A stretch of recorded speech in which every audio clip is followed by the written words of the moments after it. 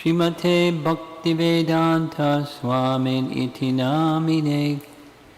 Namaste Saraswate Deve Gauravani Pracharine Nirvishesha Sunyavadi Paschatya Desatarine Jaya Sri Krishna Chaitanya Prabhu Nityananda Shri Advaita Gadadhar Srivasadi Gaura Bhakta Vrinda Hare Krishna Krishna Krishna Hare Hare Hare Rama Rama Rama Hare Hare.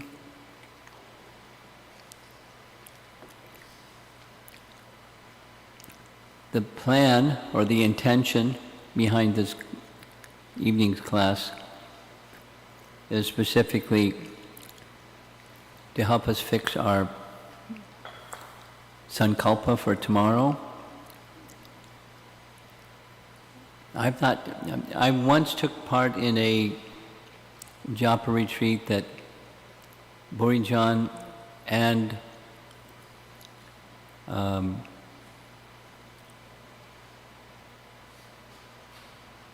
Sachinandan Swami conducted. And it, as far as the impression I had was, it was a big part of the event, the Japa retreat, was having a ceremony, a Sankalpa ceremony. Like it took a lot of time. And we're not going to take a lot of time. But the principle is to help each one of us to establish Sankalpa, or a statement of our intention and purpose for taking part in what we're doing. Specifically, from tomorrow morning, what's your Sankalpa? So Sankalpa can mean different things. Generally speaking, Sankalpa means your intention. Just like, for example, I don't know so much about this, but my understanding is when a priest is asked to perform a karmakanda ritual for you, they want to know what's your Sankalpa. Meaning, what is your intention? What is it you want? And they'll select mantras and propitiate different devas according to what you want, your Sankalpa. That's on the Karmakanda platform. And the same principle applies to spiritual practice. So Sankalpa can mean, in this case will mean, for our, we'll call it 64 round day tomorrow, what's your purpose or intention? Now I added taking shelter, but then there's qualifiers of in what way you would like to take shelter. This principle, the Sankalpa principle, was expressed very nicely by Bhaktivinoda Thakur, not in terms of Japa retreats, but in terms of the principle of approaching a spiritual activity, having an intention in mind when you're approaching that spiritual activity. Let us say together his pranam mantra. Namo Bhakti Vinodaya Satchit Ananda Namine Gora Shakti Sarupaya Rupanuga Varayate. The translation: I offer my respectful obeisances unto Satchit Ananda Bhakti Vinod, who is transcendental energy of Chaitanya Mahaprabhu. He is the strict follower of the Goswamis headed by Srila Rupa, Rupanuga Varayate. So he writes, or paraphrasing his teaching, in any undertaking, spiritual or otherwise, there's a purpose. And when you're evaluating what your purpose is, you may go through some evaluation process. That's the mind, accepting, rejecting, vikalpa, sankalpa. So vikalpa is rejecting, sankalpa is accepting. That's a mind function. Vikalpa, sankalpa. So sankalpa in this case is the accepting something. And as you're considering that something that you prefer to accept, and you prefer to, let's say that one of the essential teachings of bhakti, accept things favorable, reject things unfavorable. Anukulyasya sankalpa, pratikulyasya varjanam. So accept things that are going to be favorable for bhakti, reject things that are unfavorable for bhakti, because you have a purpose. The purpose is strengthening bhakti. And to strengthen bhakti, then you diminish or reject vikalpa, those things that don't enhance bhakti. Sankalpa, vikalpa. And then the Sankalpa ceremony is to explicitly express, this is my intention.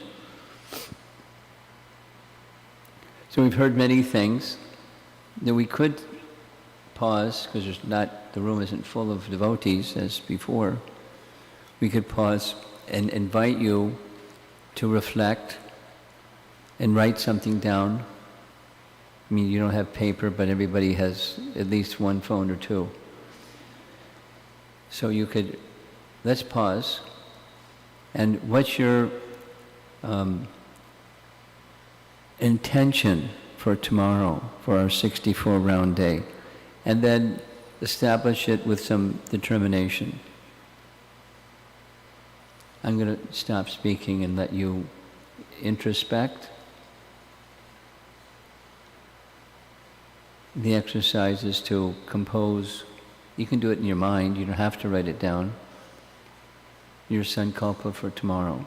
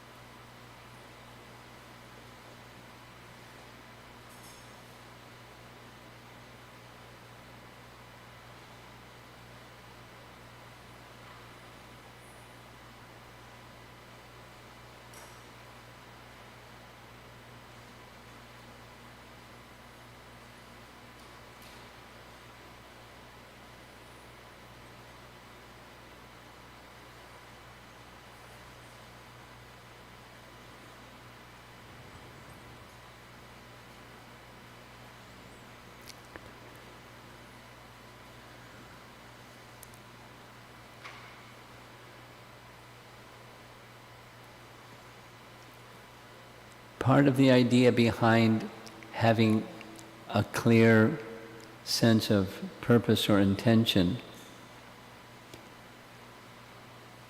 is Krishna will help you.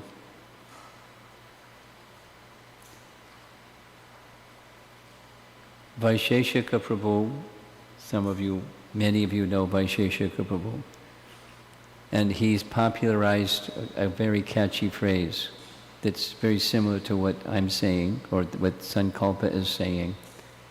His phrase is, where attention goes, energy flows. You've heard that one? Where attention, it's increasing book distribution. Where attention goes, energy flows.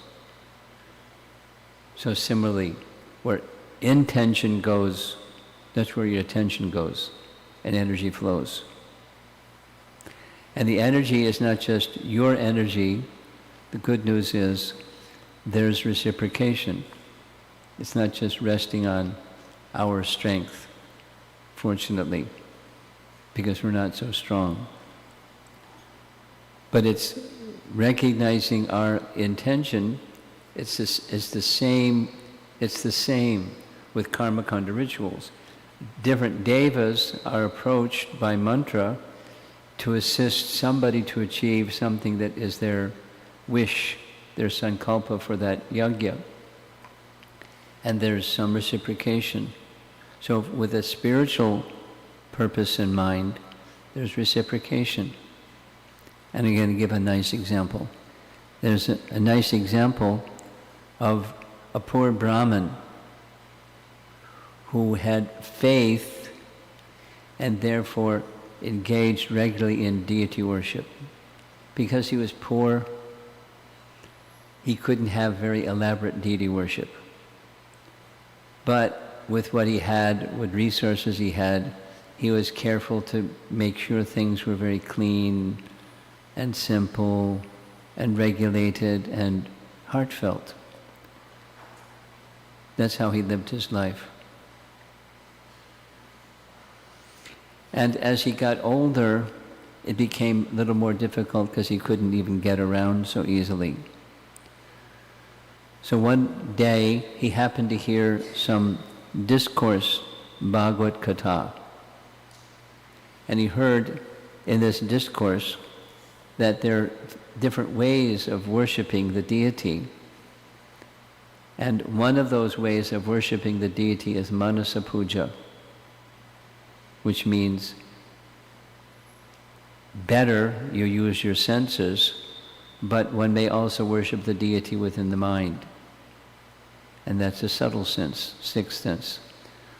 So he heard that, and as he was getting older, he thought, that sounds fantastic, because I'm poor and I can't get around so well, I'm old, but maybe I can do my worship in my mind.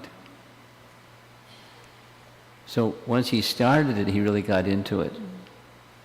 In his mind, he would gather water from all the sacred rivers in the whole country in his mind, and then take all those combined sacred rivers and perform his first morning abhishek.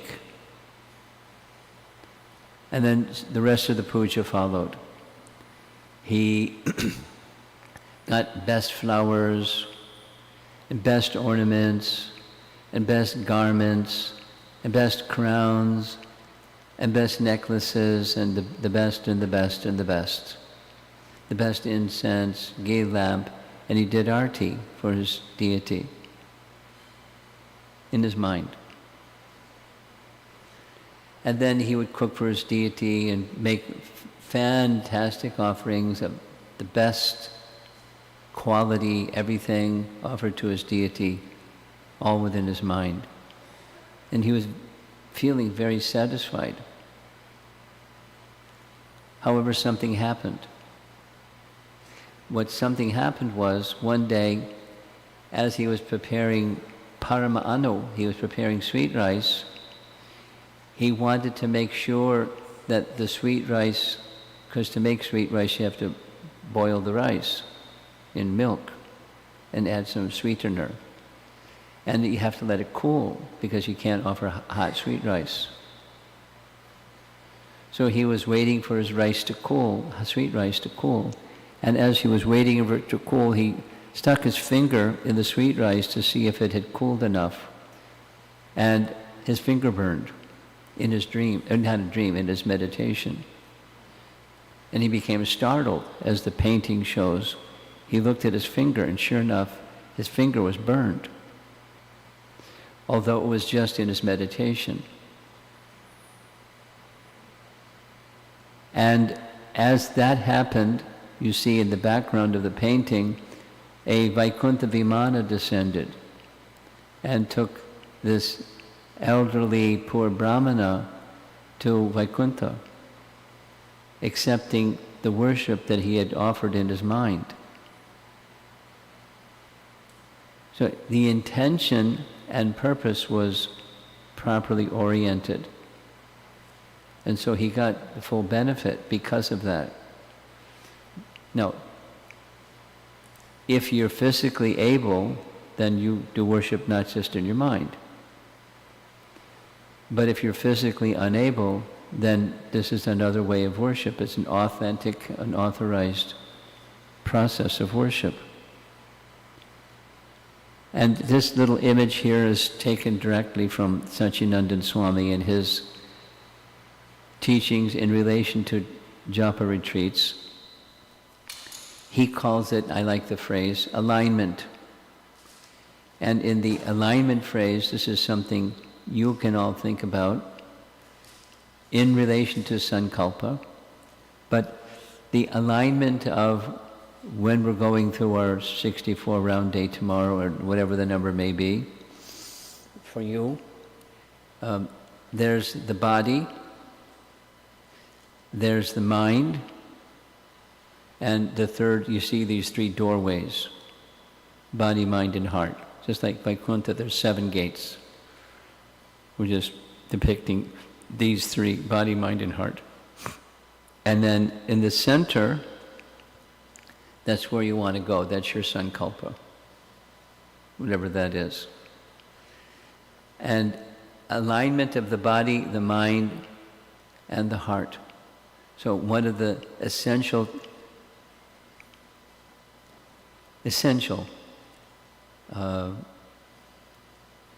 components of your japa experience should be good posture. I remember very specifically, one devotee was the time when we, after our 64 rounds, there's some sharing, and this one devotee was saying it was really hard for them to concentrate. And I had noticed during the 64 round day, they were sitting in a very poor posture. So I said, just little feedback, you sit like a sack of potatoes. Rather ideal is, you've heard the recording of Prabhupada's japa, sit properly.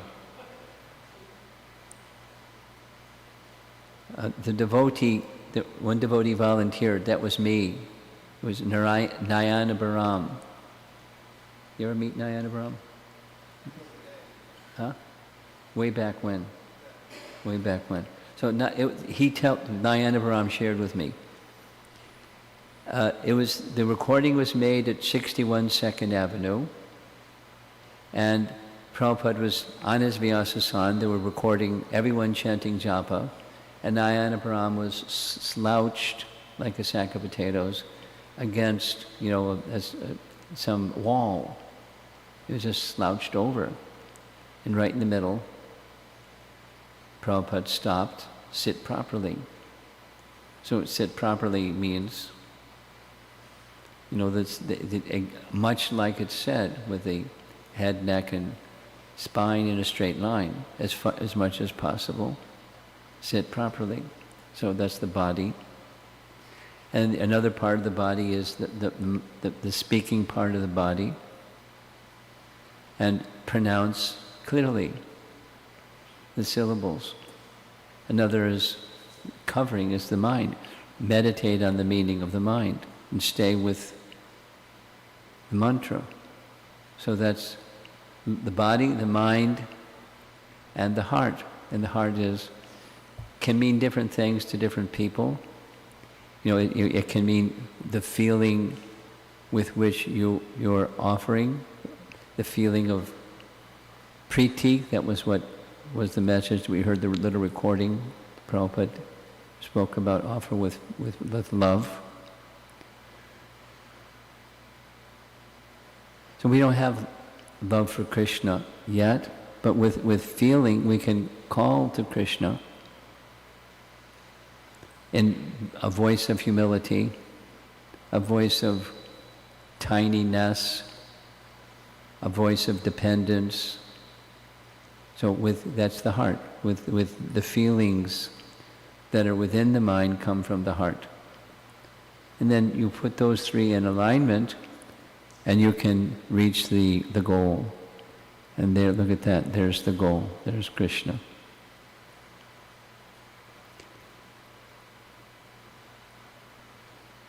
A few other points, it's not a long presentation. Sometimes we act from the mind, sometimes we act from the heart.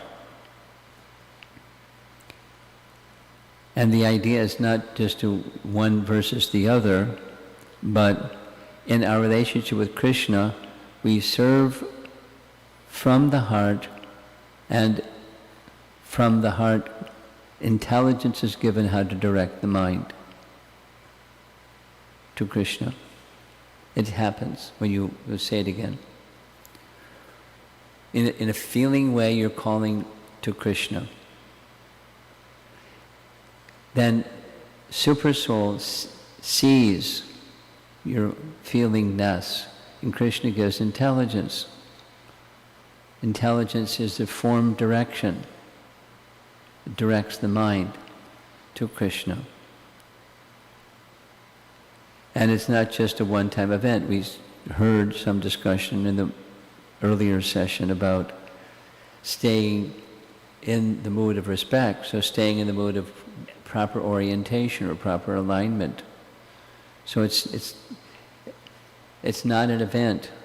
Krishna consciousness is not merely an event. That's not a one-time act. It's an ongoing journey.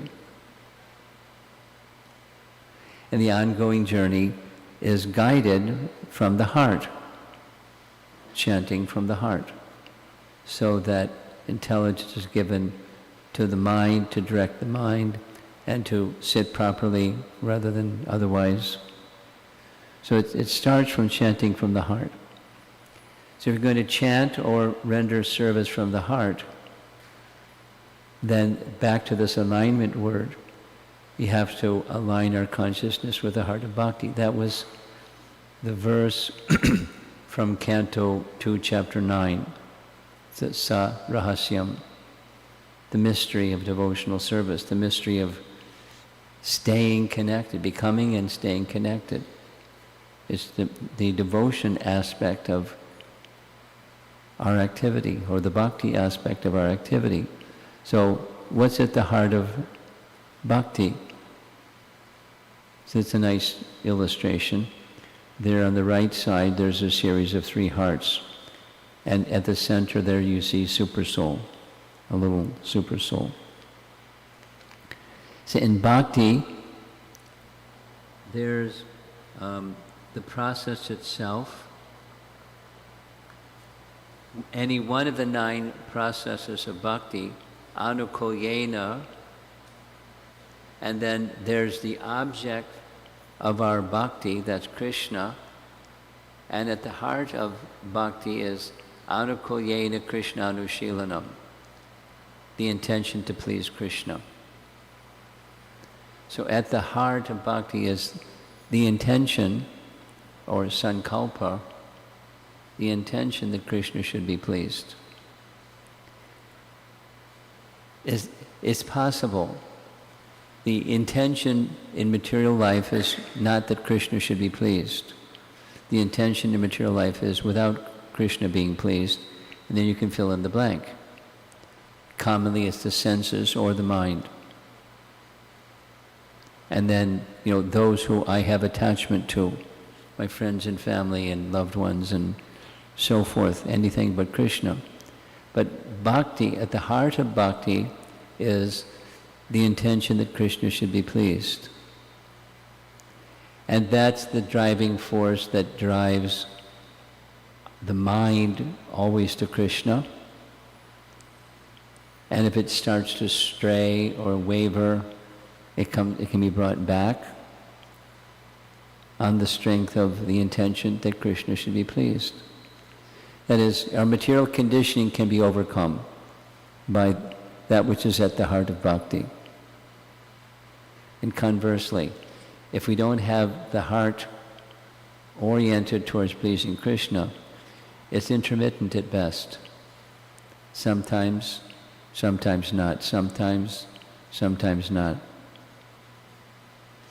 The unsteady expression is there's other things that have captured our attention. So our attention isn't steady. Sometimes not. Anishtata bhakti, unsteady bhakti. To have steady, what to speak of further stages than steadiness, ruchi asakti bhava prema, it requires the intention to please Krishna. And that's what our discussion was in the morning class, the intention, or excuse me, Friday evening class, the intention of carefully chanting. Bhakti is the key. I'm repeating the same message in different language, if you've noticed. This Bhagavatam verse 2931, same thing. The key or the mystery is unlocked by bhakti, with which the heart of bhakti is the intention to please Krishna.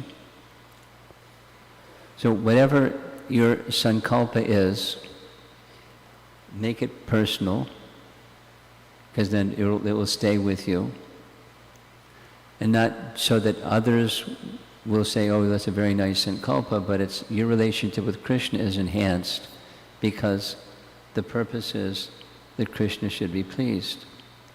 Once we reawaken our inherent intention to please Krishna, then all the array of activities, of duties that you do, like washing pots, or taking care of the kids, or going to the office, or drive the car to get to somewhere to do something, and etc. Pay your mortgage and car payments and, your credit card bills, and you do all the things that you do on the platform that this is for the pleasure of Krishna, and otherwise, no thank you. And you can select the purpose wisely. The primary action necessary to become closer to Krishna is chanting His holy name. So make sure each day, audinam in the language of nectar of instruction, every day, faithfully, you're being purposeful in resetting your spiritual compass in the direction of Krishna's to be pleased. In our loving relationship with Krishna, we strive to carry out our actions from a place of love, not merely as a place of duty. Bhaktivinoda Thakur has many nice sayings. One of his many nice sayings is, the platform of duty and the platform of love are not the same. We probably all know people that are dutiful. We probably also know people that aren't very dutiful. But we know people that are dutiful, and they can be dutiful without being devotional. It's good to be dutiful. It's better than good to be devotional, where you're doing not just because it's to be done, but because it's pleasing to Krishna. There's a loving exchange, transcendental loving exchange driving the duty, whatever that might be. Washing pots or anything. I'm going to share something. It's just off the flow of this PowerPoint presentation, but it's something I learned from washing pots. Once upon a time, I was a new devotee. And as a new devotee, I decided I wanted to take a leave of absence from my education. I had finished undergraduate, I was accepted to medical school, I was on my way to medical school, I took a leave of absence. It became a long leave of absence. But when I took a leave of absence, there was a purpose. The purpose was I wanted to assist Srila Prabhupada in carrying out his mission because I felt with gratitude I had received a lot. And I didn't know exactly how to calculate how much was a lot, but a lot. My life had changed because of the gift that Prabhupada had given. I wanted to give back. And I wanted to experience what is a life of immersion, because I remember reading Bhaktisiddhanta writing that a bee likes honey, but in order to get the taste of honey, you can't just lick on the jar. You have to open the jar and stick your finger in, and then you can taste the honey. A simple metaphor. So I thought, I want to taste the honey. I don't want to just be on the outside of what it is that Prabhupada came to give. I want to jump in the pool. I want to taste the honey. I want to open the jar and experience it, as well as then give back. So those two motives. So I got in my Volkswagen Bug, drove all the way from upstate New York to Boston, because I had visited Boston and liked the Boston Temple. There's a reason. It's another time to tell. And when I got there, it was in time for the Sunday feast. And I'm thinking, Sunday feast. Because I had visited there before, the devotees greeted me very warmly and said, "Would you like to wash the pots?" I was hungry. I'd driven, halfway across the country to be there for the Sunday feast, and rather than offering me a plate of prasadam, it wasn't rude, it was just they wanted somebody to wash the pots. I went and washed the pots. And then I did such a good job washing the pots, the next morning somebody said, "Would you like to wash pots?" And I was thinking, what? Dean's List student entering into medical school, and you want me to wash pots? I didn't say it, because I was a little proud. I wasn't a swaggeredly proud person, but I was a little proud. But because I had been asked, I said yes. So during those days, every day, right after the morning class and morning prasadam, there was a little break, there was a reading time, and then for the lunch hour, the devotees would pile into the two Sankirtan vans and go out on Sankirtan. And to get to the Sankirtan van, they had to pass right by the pot sink. I got pats on the back saying, "Oh, you're doing such a good job washing the pots." And I was, I don't want to wash pots, I want to go in Sankirtan.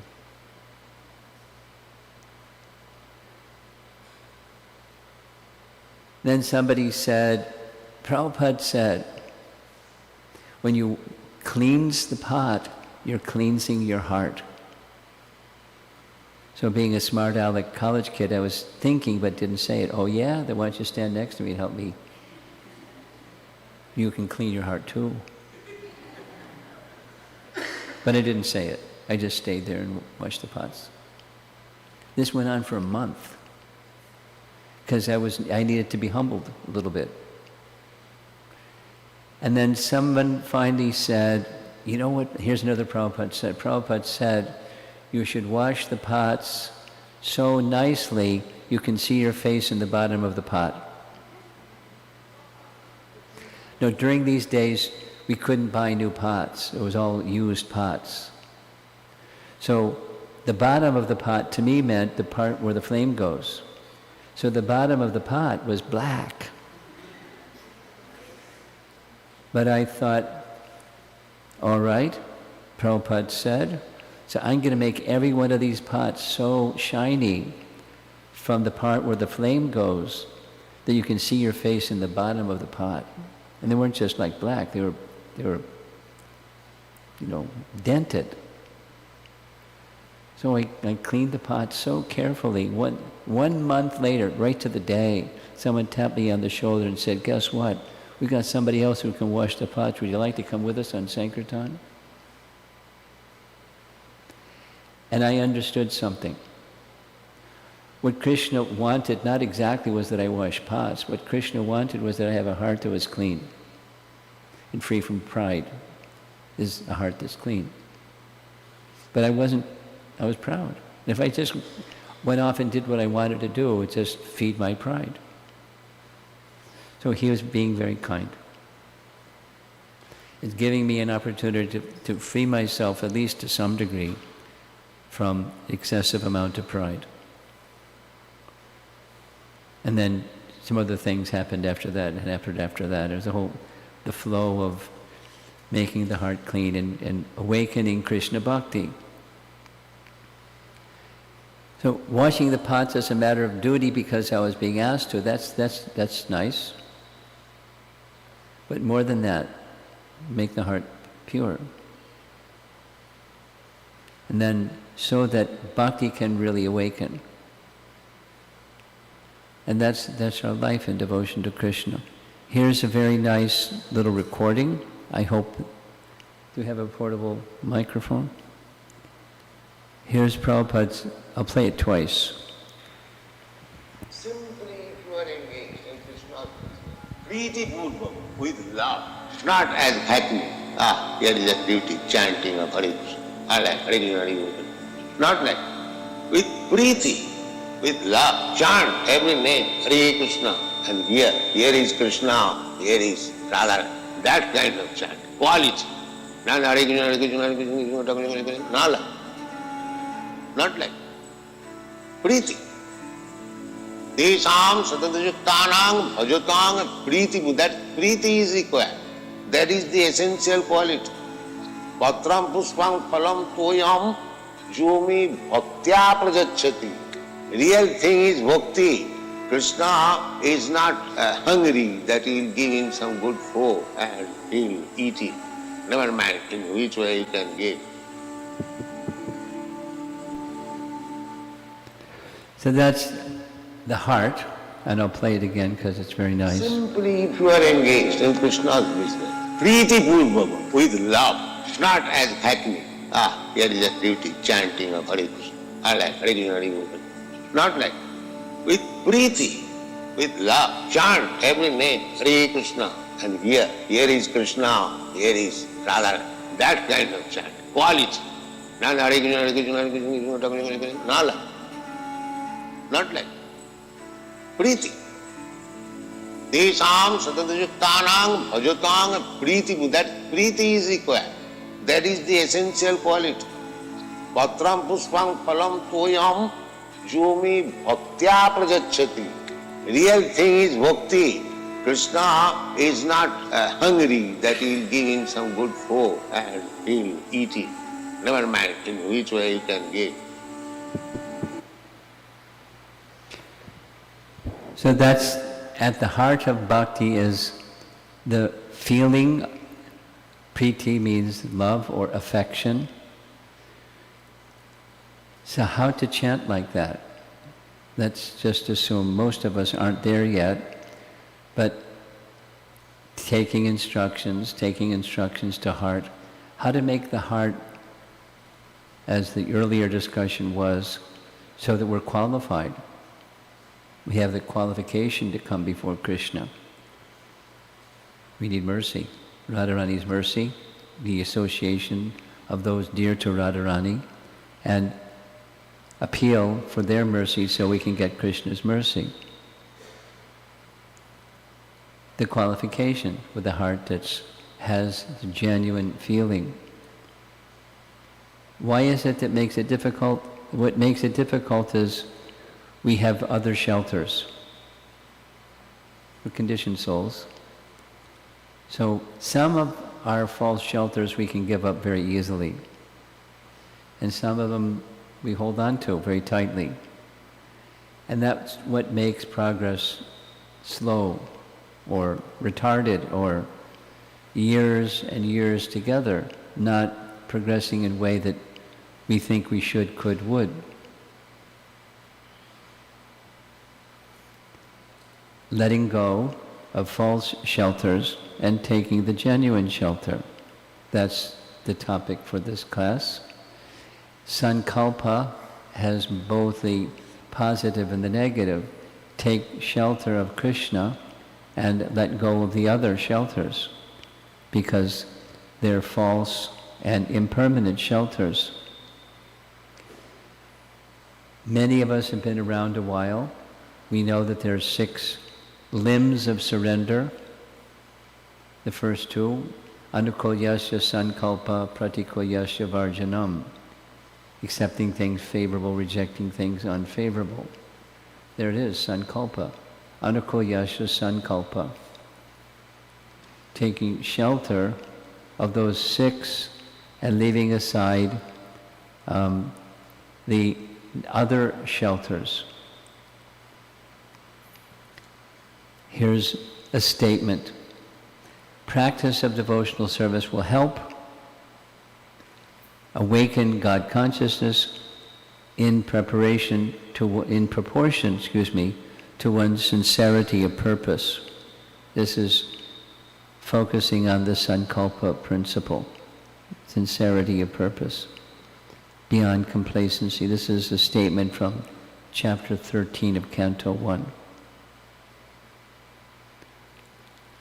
Once we let go of false shelters, and our mind, senses, and emotions are directed by a single purpose, the intention to please Krishna, we can call out to the holy name from the core of our heart. Now it takes a while to get there, again, because we have other shelters. We have other inclinations, tendencies. And even if for a while we can set them aside, tendency will come back and we'll take those false shelters again. So it's a gradual purification process. This is our last slide. When we offer our soul, our very self, at the lotus feet of the holy name in a mood of complete surrender, inattentive and mechanical chanting will cease. So it takes a while to get there, because we're creatures of habit. We're conditioned souls, unfortunately.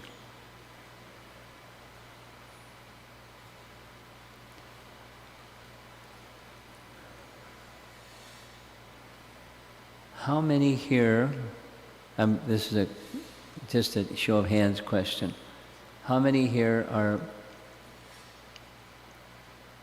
pretty set on, Krishna permitting, you'll complete 64 rounds tomorrow? In part of our schedule, those that are unable to complete 64 rounds or whatever, they're newer, it's just like, that's too much, it's too big of a mountain. We'll have a break, and then there'll be time to associate with those that have chanted some fewer number than 64, but that's what they can handle. But if you can, try for it. It's not just quantity equals quality, but try for it, because quantity with the right purpose can be very effective, very beneficial. You'll see from the experience tomorrow.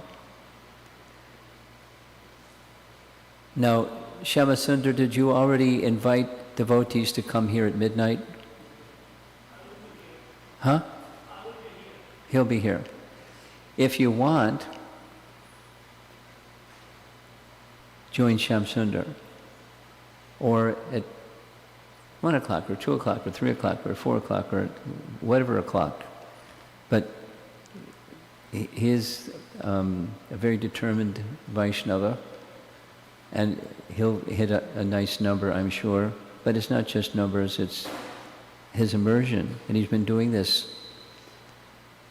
Those of you that live in Houston, you know him. He does this more than just Japa retreats. And it has an impact. And his impact is to share that same impact with all of us. So whatever time you get up, I recommend take rest early. Whatever your hour is to normally take rest, a little bit earlier tonight, take rest, a little bit earlier tomorrow, get up and start early. Because those early morning hours are very special, where there's not a lot of buzz going on around in the ether and or in your mind, and you're focused because it's 64-round day. So make the best of it. May you have a memorable experience tomorrow. And then wait for the next Japa retreat. Or wait for the next, if you live here in Houston, next time Shamsundar invites you to come for appearance day of Balaram's appearance day is coming up. Count on it. Something's going to happen. And then Janmashtami, something's going to happen. And then Ekadasi, and something's going to happen. And just hang around Shamsundar and you'll learn to like chanting by good association. Sadhu Sangha. So let's see if there's some discussion. It's 18 minutes after the hour. Go ahead, give her the microphone.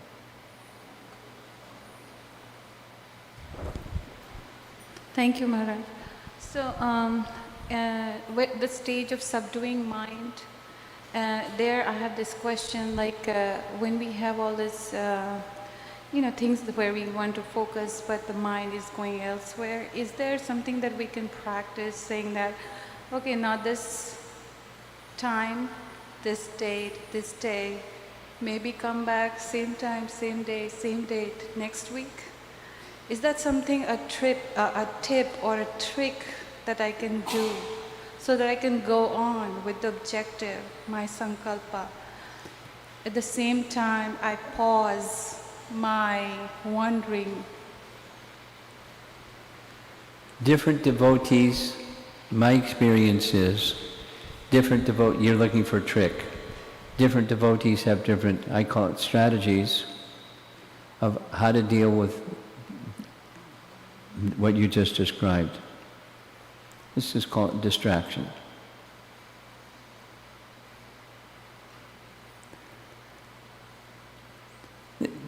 Some things need attention.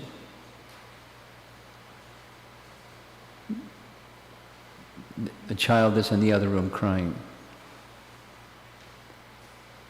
You can't just so some things need attention. So I call it blocks of time. You do things that need attention. You save a time for you can do those things that need attention.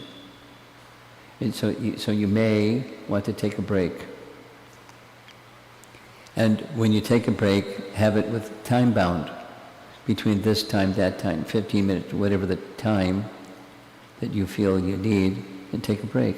So you've got a little parking lot, and you put those things in the parking lot. But if it's just distraction stuff, just tolerate it and bring the mind back to the Sankalpa on the strength of curbing the mind. You saw those images, the guy with so bring the mind back. That's Krishna's instruction in Bhagavad Gita. Wherever the mind may wander, you bring it back. So that's an instruction. So you get strength from Krishna's instruction. And some things just keep gnawing. They don't seem to want to go away. For me, this is a strategy that I use. I have a parking lot. This is later. Not now. Later. And if you discipline yourself, you do it later, but you don't do it now. The urgency sensation, that's the mind. That's the pushing of the mind. Vacho vegam, manasa krodha vegam is a pushing of the mind. You curb that pushing of the mind by higher purpose, by intelligence can direct the mind. My dear mind, sit still. You're not in charge. I'm sorry. You're used to being in charge, but you're not in charge anymore.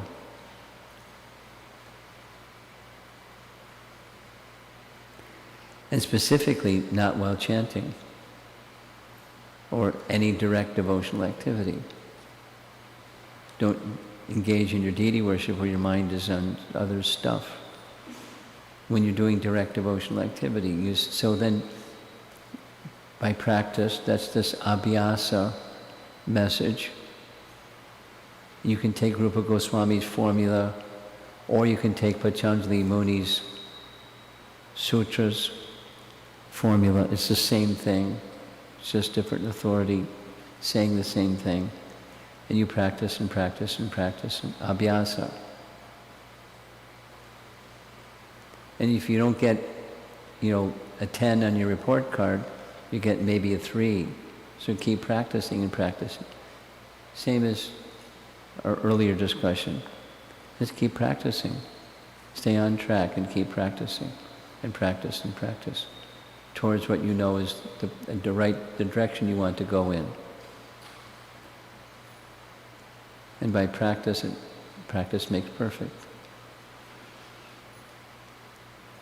By application of the right principle. So you're looking for a trick or a strategy. Tolerate. Take some breaks that some people helps. And when you take breaks, it's not just fill it up with distractions, but take a break where you're doing something that's different than just chanting, but devotional. Like reading, contemplating a pastime, contemplating a great Vaishnava and their mode of bhakti, and you get refreshed inspiration and you go back to chanting. So there's different strategies. And find ones that work and then exercise them and become proficient at them. And it's stronger than the distraction by practice. Something else? Way in the back. Yes? Is that a hand up? Thank you, Maharaj, for a wonderful discussion. I haven't had the opportunity of attending one until now, so I appreciate that. And the question I have is, what kind of compliance you need for this to work for you? You say,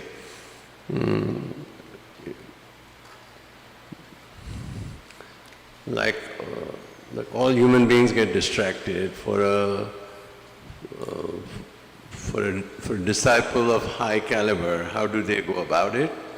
Or you say 85% of the time you're good to do it because the mind does wander, but then maybe it has to wander among the pastimes and doing other things that are of interest to you that are also considered to be important. I guess that's about what I had to say. I'm not completely following what your question is, but let me respond at what I've understood.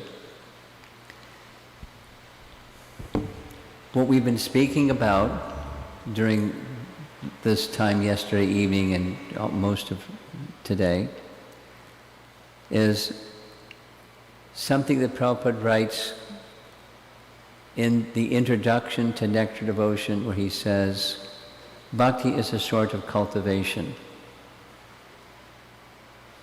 I like it. Bhakti is a sort of cultivation. Means we're here, our goal is to be there, and I can't just expect to jump from here to there. That's not realistic. How do I move from here to there? Cultivation. So keep moving in the direction. I mean, I travel a lot, maybe more than I should, but I travel a lot. And most of the places where I travel, I get in a car and people have a GPS system. And it's very simple. They just enter the destination and hit the start button. They don't have to know how to get there. GPS will tell them how to get there. You have to know what the destination is. Now, GPS systems will tell you where you are, but you have to tell them where you want to go. And then they can tell you how to get there. But otherwise, it just shows a little arrow moving along a map, and that's where you are, but where you want to go. So, bhakti is a sort of cultivation. You start somewhere, wherever. And you have a destination.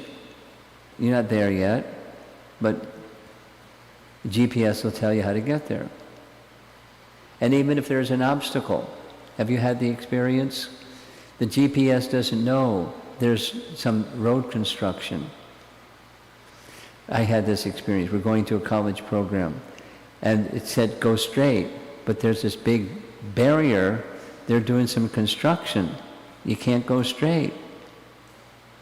So we just went around, and then GPS reconfigured us how to get to on the other side of the road construction. Just know what your destination is, and you cultivate.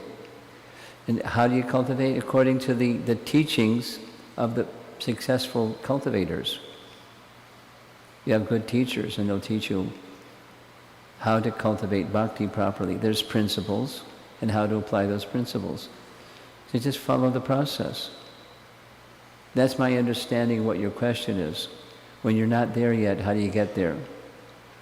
I mean, you use those words, but that's my understanding of what you're asking. The previous perfected souls will teach you how to get there. Right behind you, the lady in pink.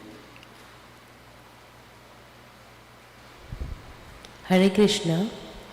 I want to know how to get over Sankalpa and Vikalpa. How to get over it? Yeah, like... Well, you spiritualize it. Like, pardon me, like explain, Sure. Sankalpa and Vikalpa are there every moment of life, depending upon my own energy levels of Yes. mind and body. Yes. So, it's not that you do a lobotomy. Just remove your brain and you don't have Sankalpa Vikalpa anymore because you become brain dead. That's not the objective. The objective is you exercise that with spiritual direction, and that spiritual direction has everything to do with what the purpose of life is, or your purpose of life. Your purpose, that's this evening's topic. And then you accept things that are going to help you achieve that spiritual purpose of life. Let's say because this is a Japa retreat, the spiritual purpose could be something along the line of the mind absorbed in the mantra absorbed in the mind. Let me get closer to that position. Krishna, please help me. That's what I would like. Then it's accepting something, rejecting something. So you don't make yourself brain dead, you just spiritualize the mind. Accepting, rejecting. That's the mind function. It's a binary function. It's 1 or a 0. Oh. So I need to blindly follow that principle? No. Thoughtful. Blindly means you shut your intelligence off also. Don't shut your intelligence off. Your discriminating factor, full on, please. But discriminate with guidance of a good teaching from a good teacher. And then you sharpen and purify and elevate your intelligence because you're elevating your consciousness with a good teacher. And they'll teach you how to elevate your mind beyond the psychophysical nature that you are describing. I like, I don't like. I accept and reject based on my body and my mind. So put that on hold. Don't trash it, but just, that's not the platform I want to act on, thank you. I want to act on the spiritual platform. Now how do I do that? There's spiritual teachings. Then you can spiritualize the Sankalpa Vikalpa, accepting, rejecting. Okay. Okay? Thank you.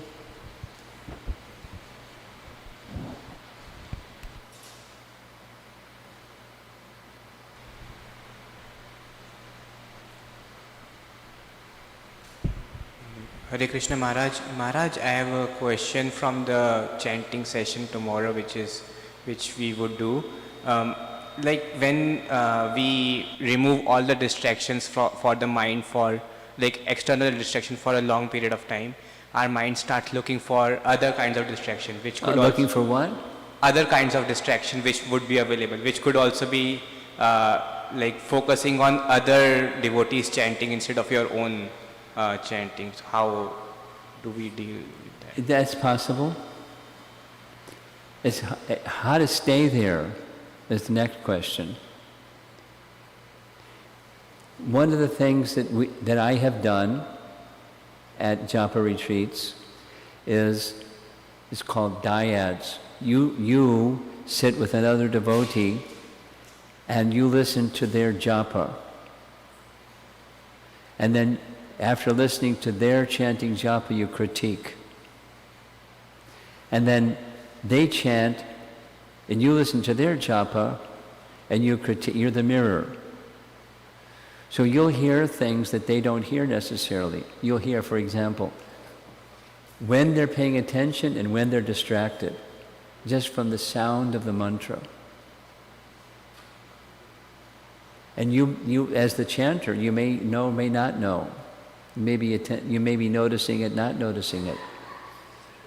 So, is it possible? Yes. But to stay with it, there are some essential principles, and those essential principles we've discussed them. But Maharaj, I don't quite follow. Like if I'm with someone, like if there is someone else who's chanting, I might be focusing on more. Is it like that's okay? That's okay. If the focus is on the name, and whether it's the back door, the side door, the chimney, the basement, the window, just go to the name. The end story is your sound vibration. Hearing your sound vibration. That's where we want to go. Just feeding off your example, 2 weeks ago, something like that, we were in Chicago having our 64-round day. There was one devotee in the room, their posture was like this the whole time. And when they had our feedback, they were saying, I was really distracted. So I commented, I was impressed, I was inspired by at least external appearance.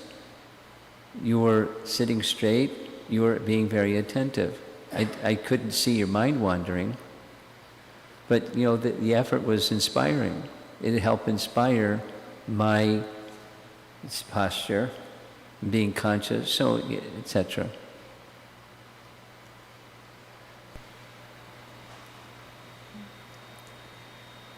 Just stay focused on what the goal is. And there can be different paths to get to the goal. That's okay.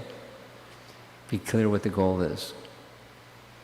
You got what the goal is, and you can get distracted in the course of getting to the goal. But let it accept those things that are going to help you get to the goal. And stay focused on what the goal is.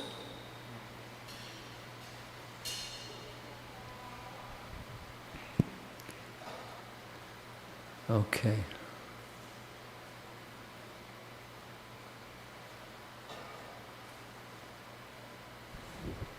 Hare Krishna Maharaj.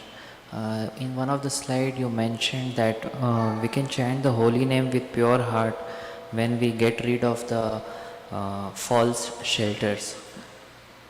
We can chant the holy name of the Lord with pure heart when we get rid of the false shelters. You have the strength, it's not automatic. I'm emphasizing that purposefully. When you chant with absorption, you have strength, but you can get distracted again. But the strength to overcome false shelters is there in absorption. No, what was your question? I interrupted your question. So I wanted to know like what are the false shelters like that we need to Oh, get everyone rid has of? their favorite ones. Like if you could give some examples like. Pride. Tomorrow, I'm going to get up super early and chant 84 rounds. That's a false shelter. Even if I chant 80, it's nice to chant 84 rounds, but the false shelter isn't nice. The false shelter can spoil the spiritual full effect. That's a false shelter. For example, false humility, another false shelter, and so on.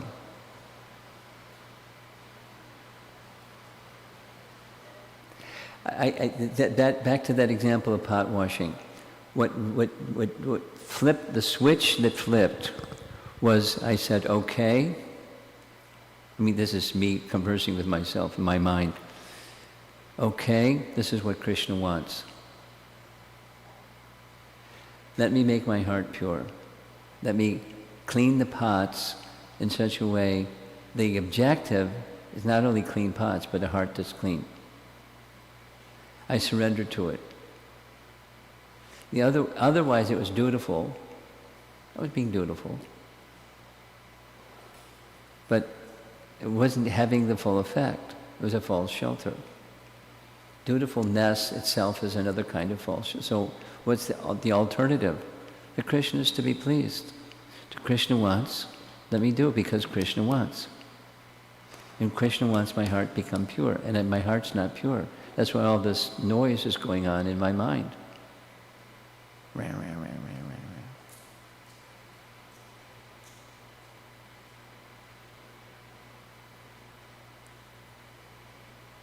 Don't you know what I'm capable of? I can do so much. Wash pots, come on. False ego, pride, false shelter. You know, everyone's got their own. Garden variety. How many weeds are there in your garden? Lots of varieties. So now, what's your further follow-up? So like how can we understand that these are my false shelters and I should get rid of them so that I can concentrate more on the holy name of chanting? Our business is not anartha nivritti consciousness. Our business is Krishna consciousness.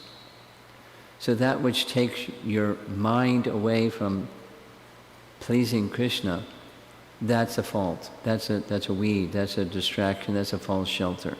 Anything, give it any label. That's just the principle. Distraction from the purpose. I know it's easy to describe it. Then it's a whole other thing to get rid of the false shelters, using that phrase.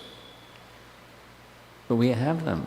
We got a whole wheelbarrow full of them. And then get rid of some, and then there's a whole bunch remaining.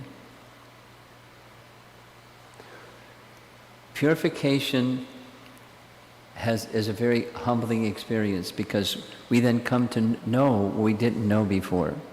I got all this stuff in here that I didn't even know was there until I started practicing sadhana bhakti. And then it's like, yuck.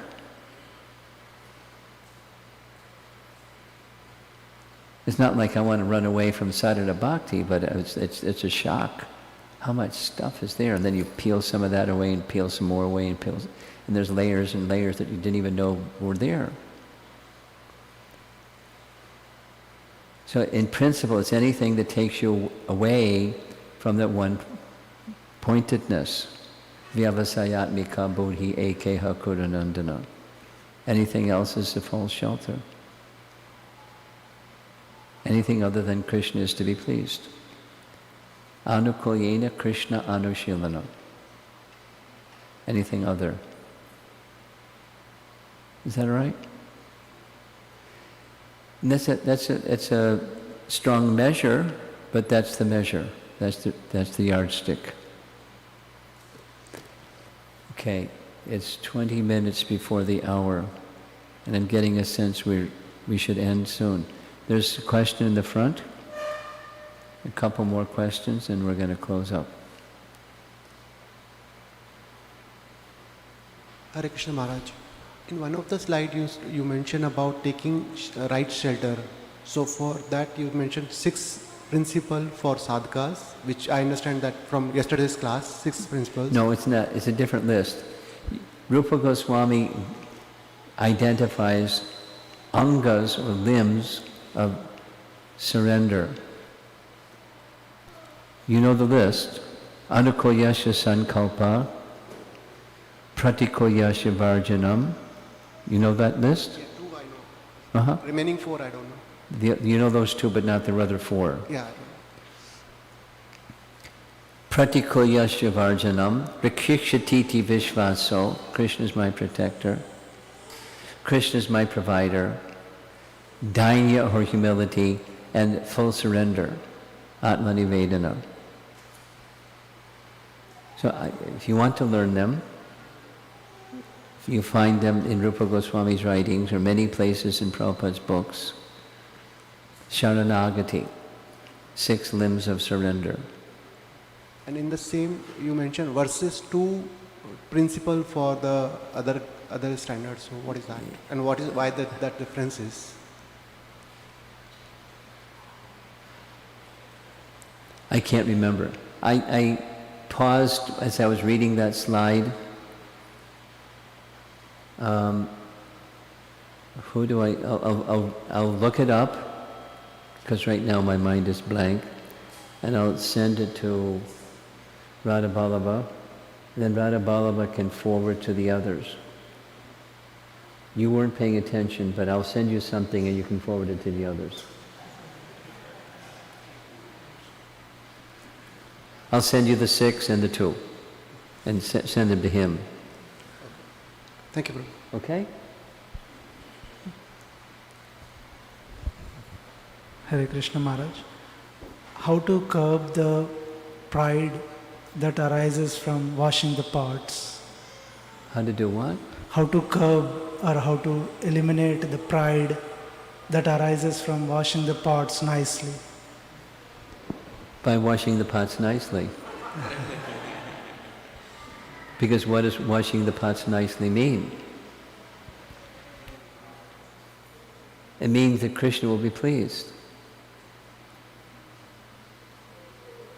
You do it in that bhakti principle in mind, it takes away the pride.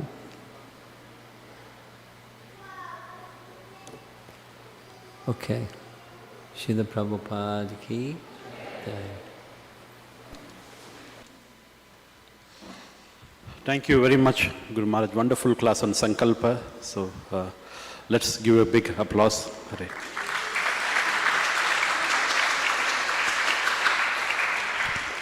So as Maharaj mentioned, of course, right now we have the Nama Yagna by his